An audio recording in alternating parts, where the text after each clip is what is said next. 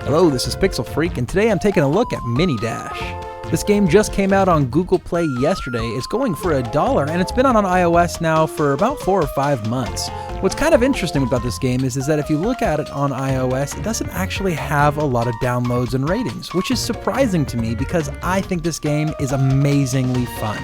The game surmounts to a Super Meat Boy clone. So it's a platform game, and you run around very quickly, you have a double jump, and you can stick to the walls, and you can actually run on the ceilings in this game.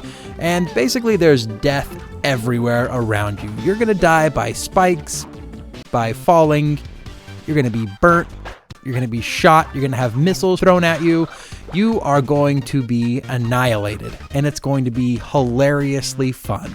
Mixing with the similar gameplay to Super Meat Boy, the graphics and art design is a lot like Doodle Jump, which is actually kind of good for this game because it allows the game to run very quickly. It's very smooth on all of my devices, which is saying a lot. The game comes with a total of 150 levels, and that will keep you very much occupied for a very long time. The game does start out pretty easy, but by the end of the first world, you're going to find that you're dying over and over and over again.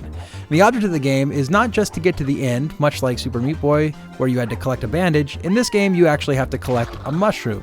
So at least it's different there. The mushrooms in the game actually serve as a currency, and you can buy more as in-app purchases if you'd like.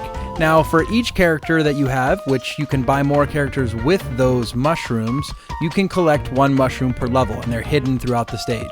But you can also do challenges, which give you 1 or more mushrooms for doing, and they include like finishing so many levels or finishing levels within a certain amount of time, and you can unlock and buy upgrades with those mushrooms as well. So there's plenty in the game. You don't actually need to use the in-app purchases if you don't want to. For controls, you're given 3 different options. You have your standard controls where you can push left and right and jump by tapping on the screen. You get a slider control where you can slide your control left and right, and that'll make your little cartoon guy run faster or slower depending on how far you slide. Then there's also an automatic control. It's a 1-button control where if you hold your device normal, it'll go from left to right, and then you tap the screen to jump. And then when you need to change directions, you have to actually flip your device 180 degrees over, and so he'll run the other direction. I found those controls to be probably the most fun, the most zany, but also the hardest to control. Mostly what I used was the standard controls with just the touch buttons, though I found that the slider controls was really nice for some precise movement.